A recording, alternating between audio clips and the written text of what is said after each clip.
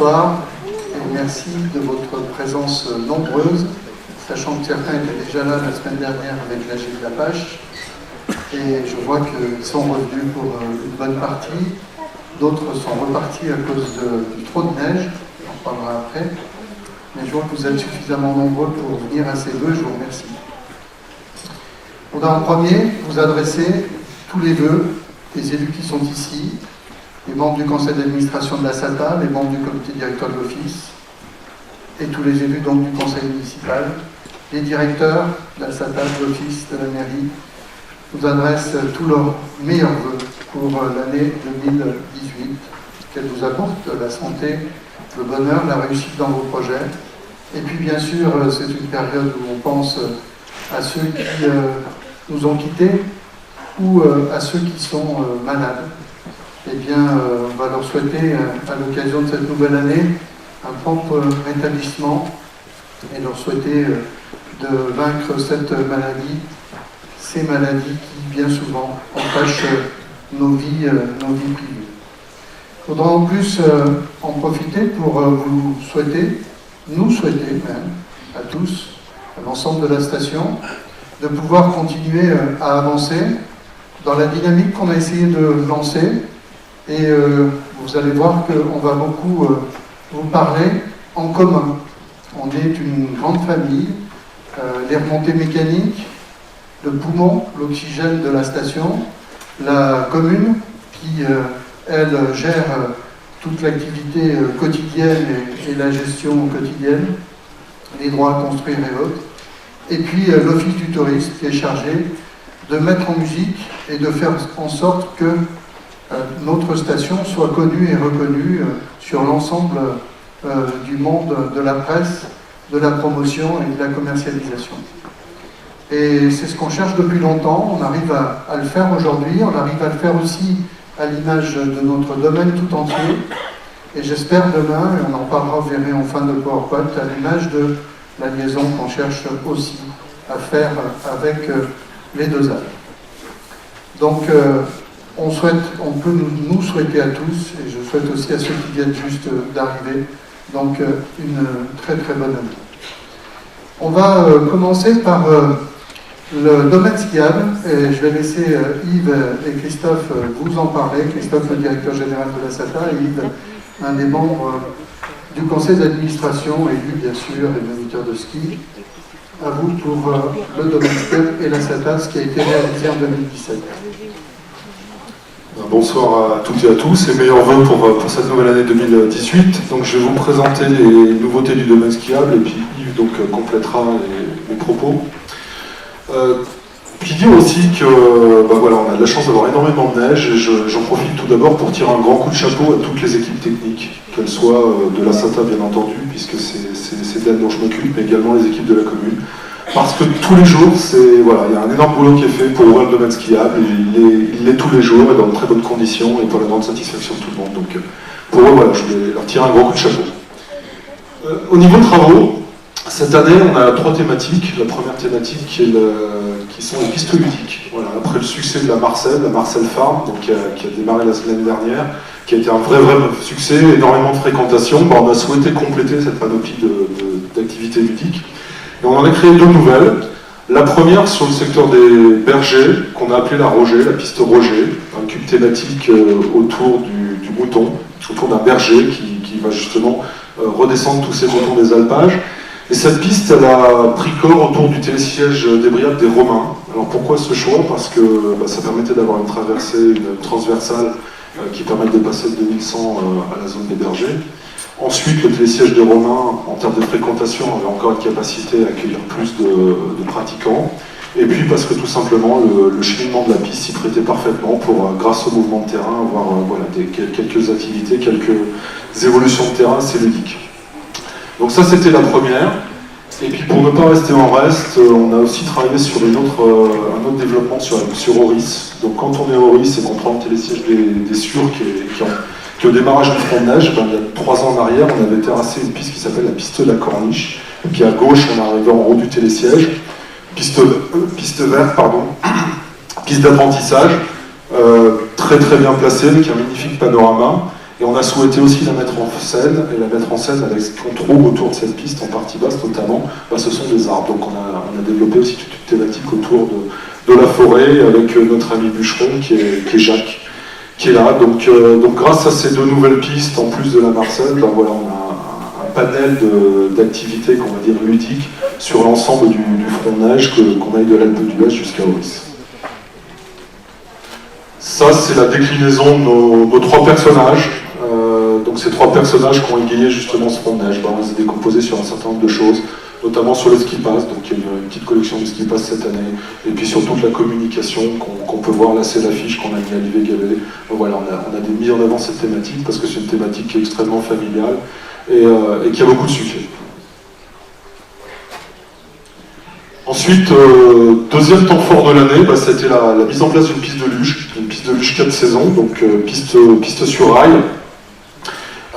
Alors encore une fois, on a un peu victime de la neige, désolé pour les ouvertures, donc tous les jours c'est du travail de déneigement de cette piste, mais véritable piste 4 saisons, puisqu'on va pouvoir s'affranchir complètement entre guillemets, à part la neige bien évidemment, des conditions météo. Donc autant été-hiver, on est persuadé qu'elle aura forcément plus de succès en hiver qu'en été, vu la fréquentation de la station. Cette piste, elle a l'avantage d'être sur rail, donc d'offrir un maximum de sécurité, puisqu'on est solidaire de la rampe de descente, et donc ça permet d'avoir des évolutions qui sont beaucoup plus marquées qu'une piste de luge classique. Et on a souhaité, au-delà de ce produit, je dirais de base, apporter une activité complémentaire, innover par la mise en place de la réalité virtuelle. C'est-à-dire qu'un passager de cette luge, qui est une luge biplace, le passager peut très bien faire la descente avec un masque, et dans ce masque, on lui offre un voyage dans un monde imaginaire, donc à découvrir. Et puis, dernier petit mot, j'avais normalement un slide sur les enneigeurs, qui a dû passer, qui est peut-être après, voilà. Le troisième thématique domaine skiable, ce sont les enneigeurs. Alors même si on a oublié la première semaine d'ouverture, la première semaine du mois de décembre, où cette première semaine, on l'a fait uniquement sur les pistes enneigées en neige de culture. Donc il y a 3-4 semaines en arrière, on n'avait pas encore de neige naturelle en quantité suffisante. Et grâce à ces enneigeurs, grâce à tous les travaux qui ont été réalisés cet été, grâce à la puissance de frappe que nous ont apporté ces nouveaux enneigeurs, on a été capable en quasiment une semaine de pouvoir enneiger toutes les pistes du domaine et donc d'ouvrir et de tenir la promesse qui était d'ouvrir le domaine skiable dès début décembre, donc ce qui a pu être fait dans de très bonnes conditions. Vous avez vu fleurir ces enneigeurs qu'on va qualifier, qu'on va appeler ventilateurs de manière simplifiée. Ça ne remplace pas les perches, ça complète les perches, ce qu'on voit habituellement, c'est-à-dire qu'on va sélectionner la meilleure technique pour le meilleur endroit. Donc on va plutôt mettre sur des pistes étroites ou des pistes d'altitude les perches, ce que vous connaissez, et puis sur les zones qui sont plus importantes, plus larges, ou plutôt les zones de bas de domaine, on va rechercher la mise en place de ventilateurs, parce qu'eux, ils ont une capacité de production qui est beaucoup plus importante sur des températures qu'on va qualifier d'un petit peu plus élevées, un petit peu supérieures. Donc voilà, c'est un mix de toutes ces technologies qui nous permet aujourd'hui d'avoir une très belle puissance de frappe. 70 ventilateurs, c'est pas neutre, c'est le plus gros équipement en France. Donc on peut s'enorgueillir aujourd'hui d'avoir la plus belle installation de France. Oui, bonsoir à tous. Je compléterai le propos de Christophe Monnier, simplement en vous disant que dans la DSP, quand la DSP a été refaite, et au conseil d'administration, on a demandé à la SATA de sécuriser l'activité. Et on a vu sur les 3 derniers hivers des grosses difficultés pour commencer, et pour même poursuivre la saison, et pour finir la saison. Donc, ces enneigeurs et les 4,5 millions d'euros que la SATA a réinvesti cette année pour changer le système et faire en sorte qu'on puisse produire très vite, beaucoup, et avec un maximum de sûreté au niveau des températures, ça nous permettra de garantir, pour les hivers suivants, un vrai début de saison, avec tout de suite un maximum de pistes ouvertes, et puis tout au long de la saison, un ski de qualité, pour garantir vraiment un produit de qualité. Et puis là, on va s'échapper un petit peu de l'Alpe, pour parler de la Grave. La SATA a eu la chance de concourir et d'être retenue pour la nouvelle délégation des services publics de la Grave. Ça a 2 symboliques. C'est une première symbolique locale, où on se positionne comme étant réellement un acteur du développement touristique de Loisan. Donc ça, je crois que c'était la première symbolique qui était importante. Et puis la deuxième, c'est ça nous permet de gonfler un peu les poumons, d'être fiers du travail que nous avons accompli, d'être fiers de l'image qu'on véhicule à l'extérieur. Et c'est grâce, encore une fois, à toute la qualité, tout le savoir-faire des équipes qu'on a pu être retenu et qu'on a été considéré comme étant le mieux disant dans cet appel d'offres. Donc voilà, très, très belle réussite pour la SATA.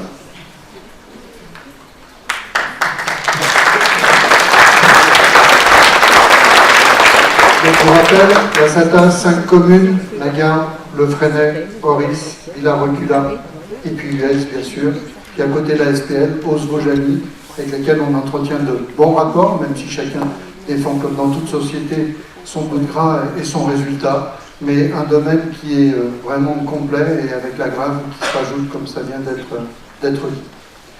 On va passer la main maintenant côté commune, avec pour nous, vous savez, l'annulation du PLU, qui est arrivé en 2017, annulation qui était prévisible, même si on aurait pu s'en passer, bien sûr. Il suffisait que pour cela, de ne pas avoir de recours de la part de personne, mais l'Alpe est faite comme ça, et il faut faire avec. Donc il y a des projets qui vont pouvoir se faire et d'autres qui ne se feront pas, ou du moins qui se feront de façon différée, peut-être un peu de façon différente aussi. Tout ça dépendra aussi du prochain PLU que l'on va commencer à réécrire avec une logique de prise en compte des projets que l'on avait jusqu'à présent. Une UTN c'est une autorisation de se construire des lits commerciaux qui étaient valables pour un certain nombre de lits. Et puis des projets qui malheureusement ne sortiront pas tout de suite et qui seront certainement rediscutés et remis à l'ordre du jour de réunions publiques très rapidement. Vous avez en haut le projet Vinci, c'était un projet devant les vergers. Ce qui était intéressant pour nous, c'était un nombre de places de parking, on va le voir après. À droite, en haut, c'était un projet de Christophe Lambert, qui sera d'ailleurs au niveau du Festival du film dans le jury. À gauche, l'Éclose Ouest, eh bien, c'était un projet avec MGM, ceux qui ont fait le Cristal de l'Alpe. Et puis Duval en accession, c'est une des parties de l'Éclose à l'arrière du Palais des Sports. En bas, on avait un petit projet Deep Nature, mais qui n'est pas allé pour l'instant jusqu'au permis de construire. Le projet Vinci à gauche, qui était là. Donc c'était sur la partie gauche Pierre et Vacances, au milieu Mer Montagne Vacances, 2 résidences de tourisme, derrière une petite copro en haut, au sommet de la photo. Et puis sur la droite, eh bien, un hôtel 4 étoiles et puis un hôtel 3 étoiles France Hostel pour la jeunesse. Voilà. Donc ce projet ne se fera pas parce qu'il y a eu des recours dessus, notamment de la part de la CoPro, il faut le dire, et de la part aussi de la FRAPNA, qui souhaite, je parle pour la CoPro, de pouvoir se remettre autour de la table avec nous et essayer de refaire un projet complet. C'est ce qu'on va essayer de faire assez rapidement. Ce qui est un peu dommage, c'est que les 450 places de parking ici, plus ce qu'on va voir sur le projet d'après, les 320 places, c'était quelque chose qui, dans des semaines comme celle-ci, on s'aperçoit vraiment de l'utilité de ces places de parking souterrains. Voilà, donc l'autre projet, c'est un projet sur l'arrière du Palais des Sports, qui, pour l'instant, sur l'Éclose, est encore en discussion au niveau de la FRAPNA et de la préfecture, qui par contre a l'intérêt d'avoir 320 places de parking stationnement souterrain. Donc c'était important aussi pour pouvoir garer un certain nombre de voitures. On a vu cette semaine qu'avec tous les propriétaires la même semaine, eh bien, on avait des difficultés à trouver des places de parking puisque tous les parkings étaient saturés. L'Éclose Ouest, un petit clin d'œil, c'était quelques propriétaires privés qui s'étaient regroupés au-dessus du passage de la route des Passeaux, pour ceux qui connaissent, en direction de l'Éclose, qui est sur la droite, sur le petit schéma là, que vous voyez à gauche, des petits chalets, puis une résidence de tourisme en haut, donc ce sera à rediscuter, je ne sais pas si ça pourra se refaire. Le projet des Passeaux, un projet qui était pourtant intéressant, par le fait qu'il était programmé au poste depuis 1984, et qu'il aurait pu se faire par le passé avec beaucoup moins de mètres carrés. On avait souhaité densifier dans un secteur plus petit. Bon, malheureusement, ce projet va tomber aussi, donc on le remettra à l'ordre du jour. Des projets qui sont aujourd'hui mis en péril parce qu'au PLU, pas forcément donc attaqués aussi. Et ce sont des projets sociaux dans le virage 2, le virage que vous voyez en bas, là. Donc ce sont des projets qui vont être remis en place au niveau du poste, parce que le poste donne cette possibilité. Et j'espère qu'on pourra les porter à bien, parce que ce sont vraiment des projets nécessaires pour l'habitat permanent, l'habitat social, pour les gens qui travaillent ici. Et notamment, vous voyez la page du bas, là, la slide du bas, les photos. Sur le virage 2, eh bien, il est prévu un arrêt intermédiaire, on verra tout à l'heure, du télécabine qui partira du L, pour que justement ces personnes puissent partir au travail sans être impactées sans prendre de voiture. Un secteur un peu atypique, c'est un secteur où le permis d'aménager a été purgé, juste avant les gorges, derrière le Club Med, sur la partie, on va dire, ouest des chalets de l'Altiport. Donc aujourd'hui, un permis d'aménager qui est purgé, mais avec des constructions possibles uniquement dans le cadre du poste, c'est-à-dire très très peu de mètres carrés possibles. Mais bon, après on verra. Le Club Med, c'est un permis donc, qui a été revu, qui n'est pas tout à fait comme celui-ci, avec des toits végétalisés, et en fait qui a gardé une espèce de synergie avec ce qu'il y avait, même si on ne peut pas faire plus bilingue que ce qu'il y avait aujourd'hui. Mais donc c'est la continuité du bâtiment, avec ce que la commune on a imposé deux choses, c'est la hauteur, pour que la hauteur des bâtiments n'impacte pas les chalets qui sont derrière, et c'est là-dessus une réussite. Et puis le fait que toutes les places de parking qui sont aujourd'hui le long de la route en aérien soient mises en souterrain dans le projet de permis de construire. Là c'est en cours, vous le connaissez, vous le voyez déjà, on voit déjà un petit peu cette partie qui donne sur le circuit du Darien Nord, et puis 2 chalets qui ont déjà été faits sur 3. Alors, le fait de l'annulation du PLU, bien sûr, ça a de l'impact. On a vu tout à l'heure pour le personnel saisonnier, voire même permanent. Bien sûr qu'à chaque fois qu'on est un peu trop près de Bourdoisan, il y a beaucoup de gens qui travaillent ici et qui descendent loger sur Bourg. C'est un peu le problème de l'Alpe, que les deux Alpes n'ont pas, elles sont beaucoup plus loin. Donc, à chaque fois, il est beaucoup plus facile de loger sur Bourdoisan qu'ici. Donc, cette année, on a fermé une classe et il est possible que l'année prochaine, il y en ait une autre qui ferme. Donc c'est important pour nous de faire des lits aussi pour que les gens habitent en permanence ici. Et puis bien sûr l'impact des investissements, puisque à chaque fois qu'on vend un terrain, on peut investir derrière. Et quand on n'en a pas, eh bien, on attend les finances meilleures pour pouvoir investir à nouveau. Là, je vais laisser Yves parler d'une période de transition. Bonsoir. Donc maintenant, on va repartir. L'avantage du changement, c'est qu'on va revenir dans le poste. Ça va nous rajeunir. On va revenir en 81. Et là, on va repartir sur des bases nouvelles. On va essayer d'adapter un petit peu le poste. Parce qu'on ne va pas refaire des cubes qu'on avait fait dans les années 70-80. On va essayer de garder quand même. Pardon, excusez-moi. J'ai pas de métier encore pour ça. Bon, je voulais dire, c'est qu'on va revenir au poste de 81, mais on va quand même essayer de l'adapter pour pouvoir continuer les transformations qui ont été faites à l'âme et l'adapter, c'est-à-dire que chaque bâtiment ou chaque projet, ça va être au cas par cas. Il faudra venir à la mairie pour regarder un petit peu ce qu'on peut faire et l'adapter pour pouvoir continuer à progresser quand même et faire quelque chose d'uniforme dans notre station pour continuer ce qui a été proposé par notre équipe depuis pas mal de temps.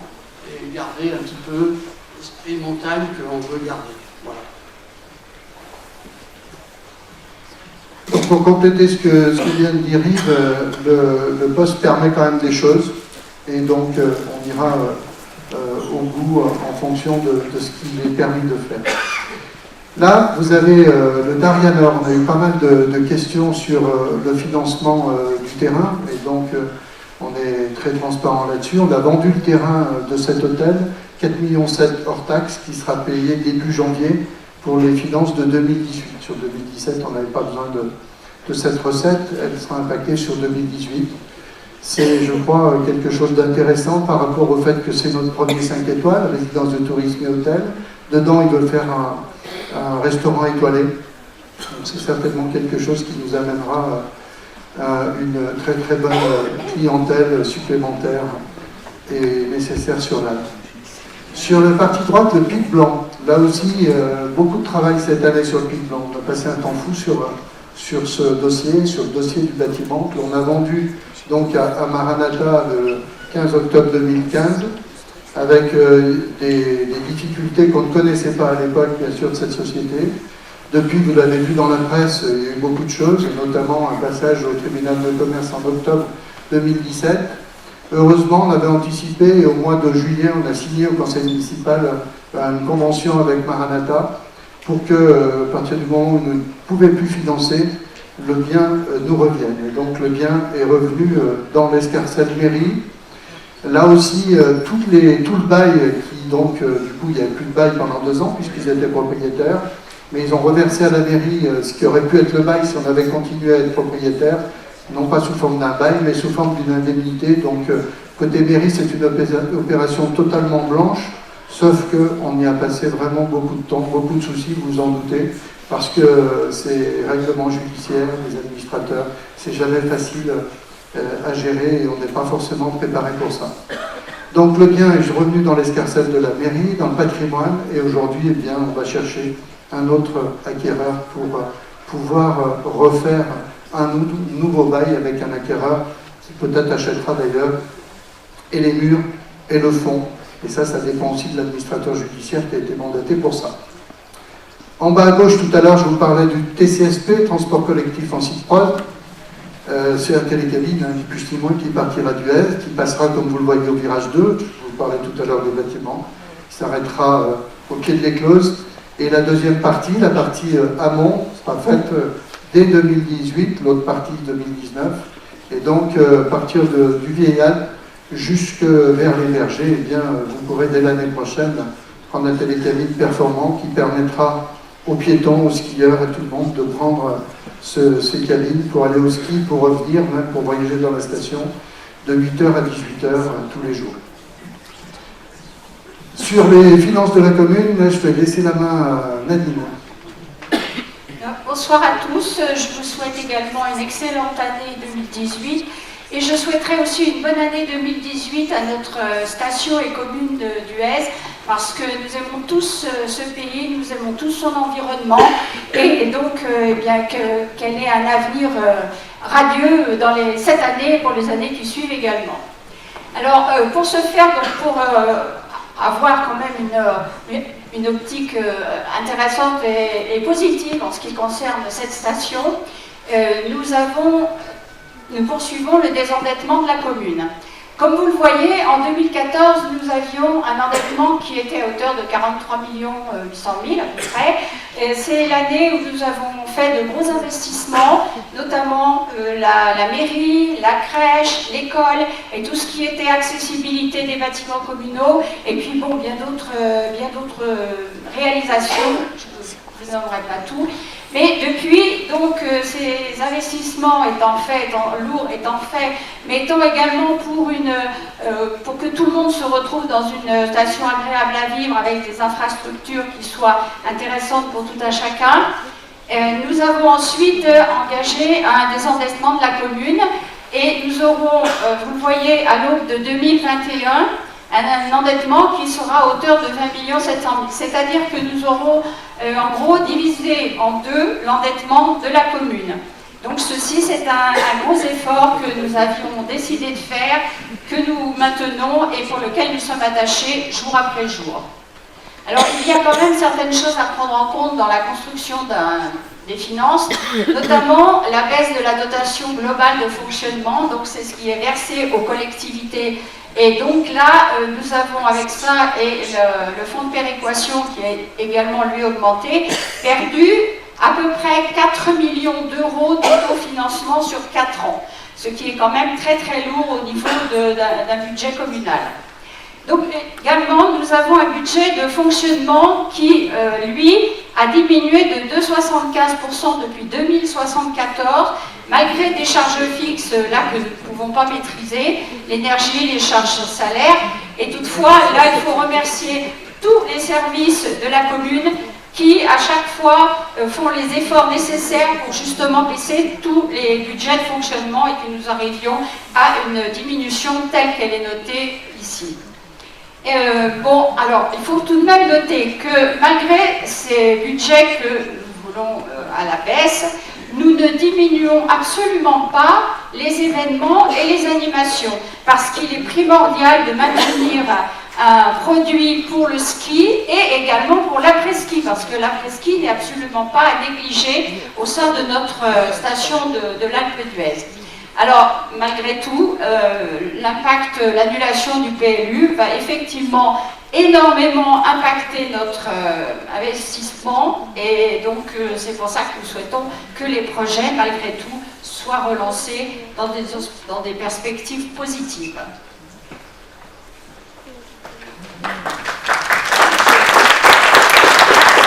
Merci.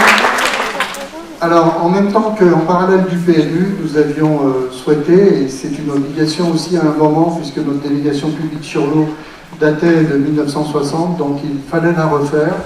On a donc travaillé sur, c'est quoi une délégation d'utilité publique, une déclaration d'utilité publique de l'eau. C'est en fait savoir comment on gère l'eau dans toutes les phases de sa consommation, qu'elle soit eau potable pour la ville ou eau pour la neige.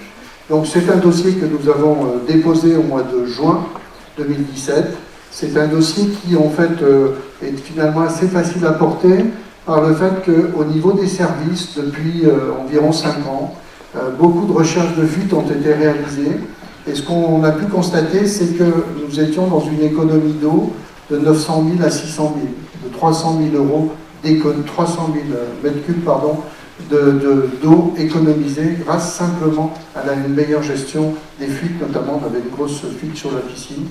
C'est quelque chose qu'on a souhaité faire pour être bien certain de ne pas perdre d'eau, et justement on recherche à chaque fois avec notre nouveau délégataire, même si on a eu des problèmes au changement, à chaque fois c'est toujours compliqué au niveau des factures.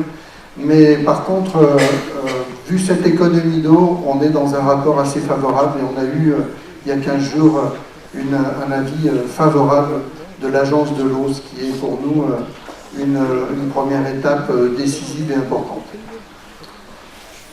Avec l'eau, on parle d'assainissement, Nadine. Oui, alors un petit focus sur l'assainissement. Donc la STEP d'Aquavallée, qui a fait couler beaucoup d'encre, est aujourd'hui, le permis de construire a été signé en juin 2016, et aujourd'hui les travaux sont en cours de commencement. Ce qui fait que nous n'avons absolument aucun problème d'assainissement sur le territoire, et donc aucun problème non plus sur notre commune d'Huez.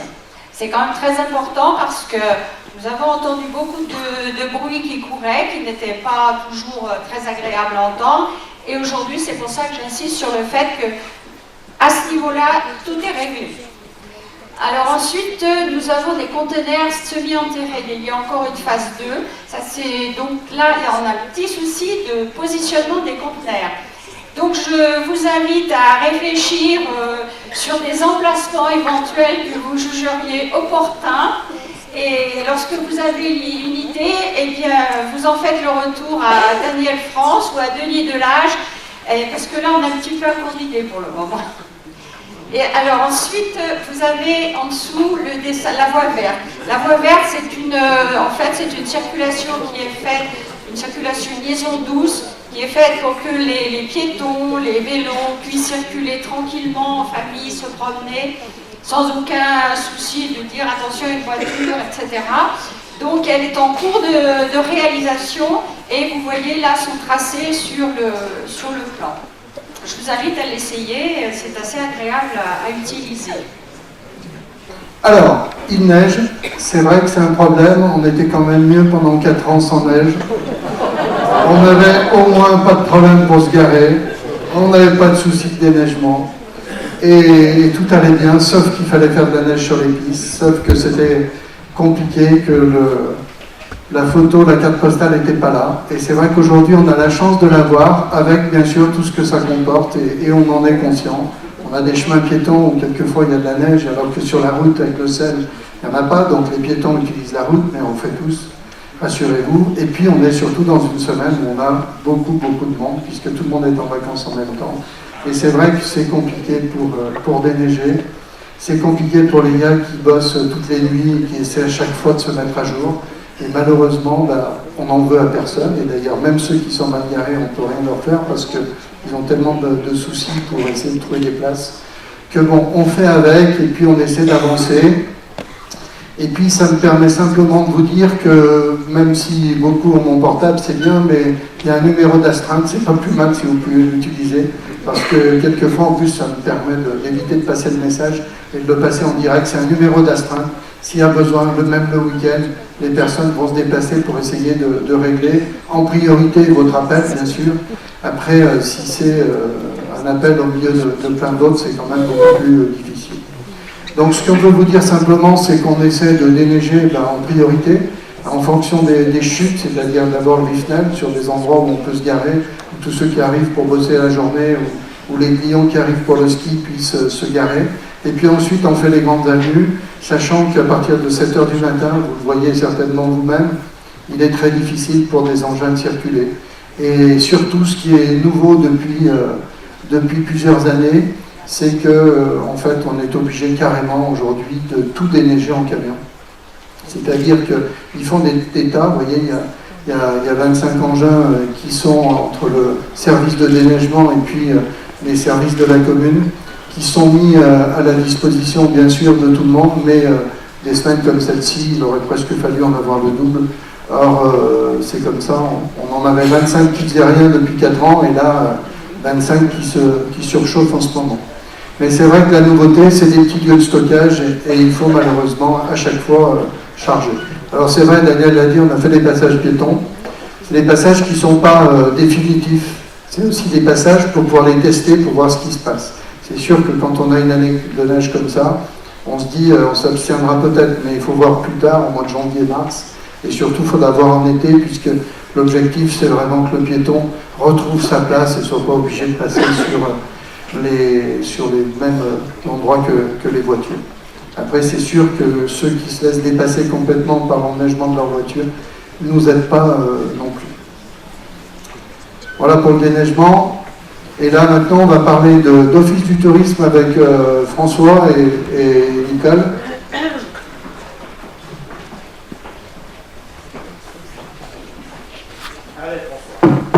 Ils veulent pas que je parle, ils vont couper le micro.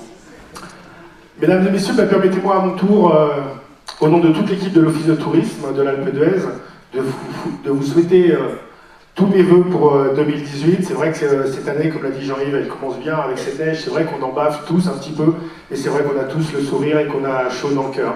Et espérons qu'on ait encore autant de soucis les années qui suivent. À l'Office du tourisme, on est 32 collaborateurs à travailler tous les jours, ou presque, week-end compris, jours fériés compris.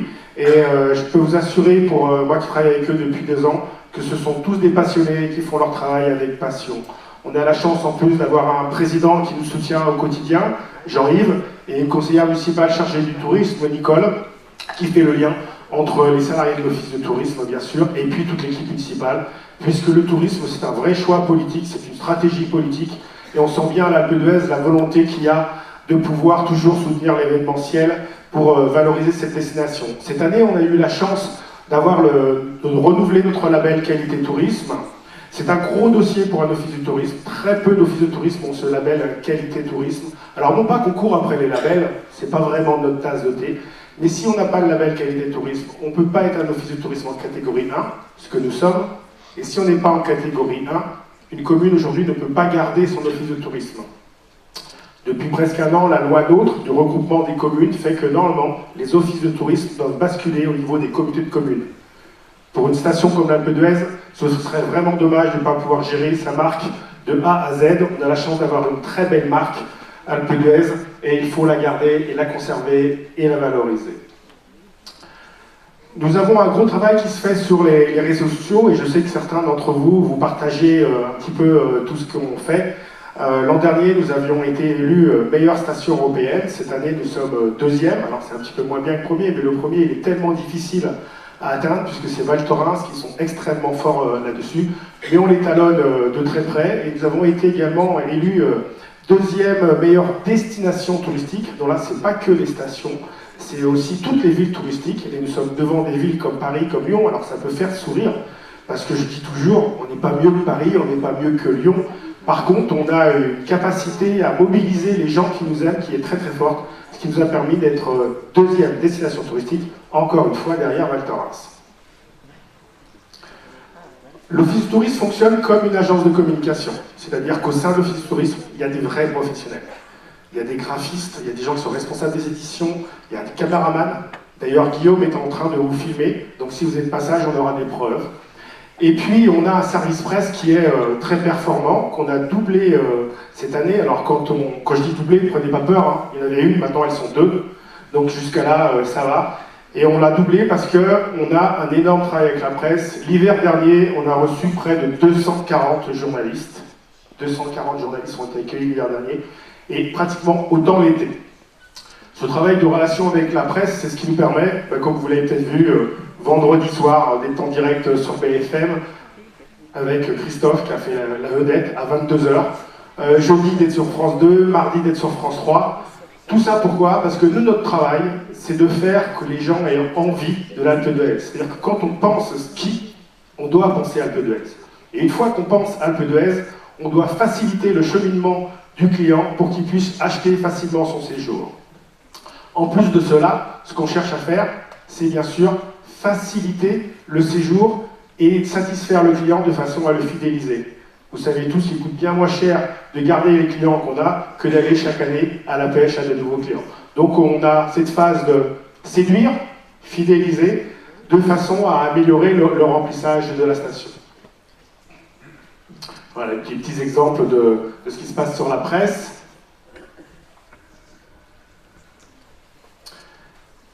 Pour ça, en complément de la relation presse, on a des plans de communication. Depuis l'an dernier, nous avons renoué avec une communication sur les grands médias de télévision. L'an dernier, c'était surtout sur Canal+, C8, CNews. Cette année, on a fait le choix de travailler avec BFM, qui est une télévision performante, puissante, qui s'adresse à la clientèle qui part à la neige. Donc on a deux vagues de communication, une qui s'est terminée il y a quelques jours, une qui reprendra après les fêtes, et qu'on complète avec de la radio, comme Virgin, du print avec l'équipe. On travaille beaucoup avec les médias sportifs, donc Équipe TV, Équipe Magazine, Équipe.fr, parce qu'effectivement les réseaux aujourd'hui sont incontournables. Comme il a été dit, on a la chance d'avoir, dans des périodes difficiles pour les budgets des communes, une volonté de l'équipe municipale de l'Alpe d'Huez de ne pas diminuer les subventions pour organiser des événements. Donc on va avoir une année 2018 très très riche. D'abord pour l'hiver. Alors l'hiver, il y a beaucoup de choses qui tournent autour du ski, mais pas que, puisque juste après les vacances de Noël, une semaine après, nous aurons la 21e édition du Festival de films de comédie. À ce propos, 21e édition, nous ferons un clin d'œil aux 21 virages, puisque donc sous chaque panneau des virages, on mettra les présidents qui ont été au long de ces 21e années, sur le Festival de films de comédie. On n'oublie pas la culture, hein. Le Festival du film, c'est de la culture. C'est sûr que le temps des vacances, on vient pour skier, on vient d'abord pour skier, mais comme il a été dit tout à l'heure, pas que. Hein. Sur une journée de ski qui aujourd'hui dure 4 heures, et ben, il y a encore 20 heures à occuper, donc on vous laisse quelques heures pour dormir, et le reste, on essaie d'occuper de nombreuses infrastructures sur la station, mais aussi un programme culturel. Il y a une bibliothèque à l'Alpe d'Huez, sur une commune de 1500 habitants, c'est pas souvent. Il y a un gros programme d'activités culturelles, une grénothèque, très chère à Gaël. Donc voilà, on vous invite à découvrir tout le travail du service culturel, en plus des manifestations sportives qui tournent autour de la glisse. Et puis je vous annonce en avant-première un mois d'été qui va être, une saison d'été qui va être très chargée, qui commencera le 30 juin avec une opération que nous montons avec WWF et sa présidente Isabelle Autussier.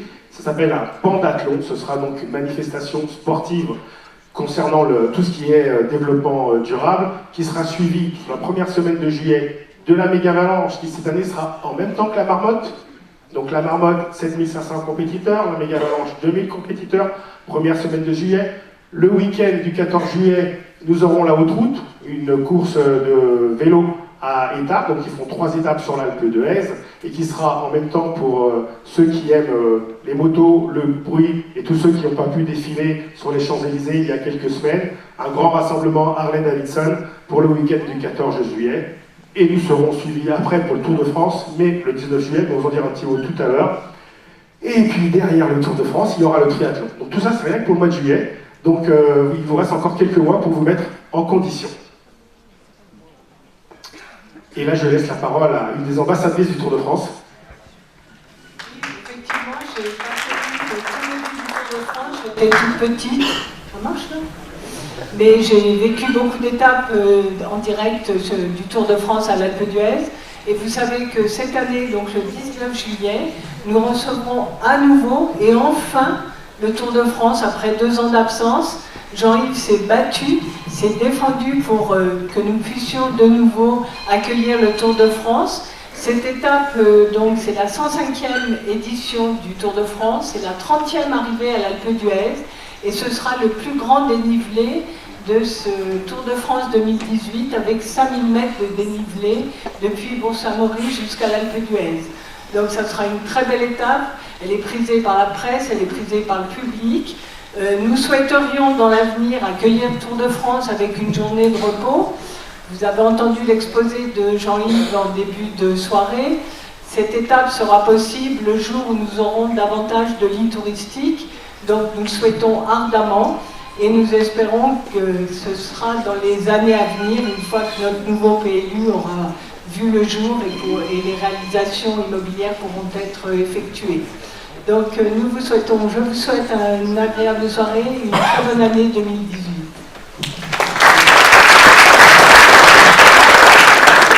Et le petit mot, le petit SMS hier de Christian Prudhomme, c'était vivement les liens à l'Alpe d'Huez qu'on reste plus longtemps. On va vous parler maintenant de la liaison avec les Deux Alpes. Liaison avec les Deux Alpes qui est aujourd'hui programmée, on va dire comme ça, dans le PLU global du territoire de l'Oisans, dans ce qu'on appelle le SCOT. Donc entre une liaison en haut du signal de l'Homme, côté Huez, et puis Mont-de-Lan. Le projet a été légèrement modifié pour des problèmes techniques, mais aussi pour des problèmes liés plus aux côtés des Deux Alpes, où la volonté des élus des Deux Alpes a été de s'arrêter à Mont-de-Lan et ensuite d'avoir une reprise Mont-de-Lan vers les Crêpes. Donc le lien à l'aller sera certainement un peu plus long que ce qu'on avait programmé au départ. Par contre, bien sûr, le but c'est de faire aussi un retour en neige artificielle jusqu'à Mont-de-Lan, de façon à ce qu'au retour, nous, on puisse prendre à partir de Mont-de-Lan ce télécabine, c'est un gros télécabine qui s'appelle 3S, qui est beaucoup plus rapide et qui permettra de rentrer de Mont-de-Lan jusqu'au signal de l'Homme. Des deux côtés, les deux sociétés doivent faire des aménagements. Nous, on a déjà commencé à travailler dessus avec Christophe et la SATA. Par contre, côté des Deux Alpes, eh bien, ils vont avoir une nouvelle délégation de service public à relancer. Et dans cette délégation, eh bien, il sera marqué tout ce qui est nécessaire pour pouvoir faire une liaison complète jusqu'aux Crêpes. Donc, on est en train de valider les études complètes maintenant techniques avec la communauté de communes, avec un nouvel assistant à maîtrise d'œuvre. Donc, c'est quelque chose qui va s'affiner progressivement. Et on espère, on vise de toute façon à ce qu'à la fin du mandat en 2020, le projet soit ficelé et qu'on ne puisse pas revenir en arrière. Voilà, on arrive à la fin de ce PowerPoint. Je vais demander à tout le monde de se rassembler un petit peu là. Vous dire simplement que sur les tables derrière, vous verrez des petites sculptures qui ont été faites par quelqu'un sur des fruits et des légumes. Et cette personne s'appelle Sassima Verdier. Et vous pouvez la remercier et même l'applaudir parce que vous verrez, c'est très sympa ce qu'elle fait. Si un jour vous avez une fête, vous pouvez faire appel à elle parce qu'elle a des dons pour ça et c'est toujours avec plaisir qu'elle le réalise. Nous sommes à votre disposition maintenant autour d'un verre. Cette année, on a supprimé le spectacle parce qu'on s'est dit que c'était trop long et que c'était trop difficile d'attendre le champagne. Par contre, on va quand même prendre le temps de dire deux choses. D'abord, de remercier toutes les personnes qui bossent à la cantine et les personnes qui sont venues nous aider à réaliser le petit buffet que vous allez avoir, puisque c'est fait complètement en interne au niveau de la commune, avec la cantine de la nouvelle école. Et puis, vous dire que Amandine et Guillaume sont toujours là sur le projet, bien sûr, tout Mont-Rolande. On a encore besoin de quelques lits pour pouvoir, d'ici 10-15 jours, prendre la décision finale de lancer le projet. C'est bien avancé, je pense qu'on n'ira pas, on ne fera pas marche arrière, parce que c'est tellement important pour nous tous pour l'avenir. C'est une semaine remplie de façon complète, en mars, et puis progressivement, on essaiera de la faire aller vers le mois d'avril. Mais voilà, donc si vous avez aussi des appartements et des lits disponibles, eh bien n'hésitez pas à aller les voir et à échanger avec eux. Ils sont très gentils, même si Amandine à la grille, vous évitez de l'embrasser. Je vous souhaite au nom de toute l'équipe, tous les élus qui sont ici, une très très bonne année 2018. Merci de votre attention et bonne soirée. Et on se retrouve au tour d'un verre.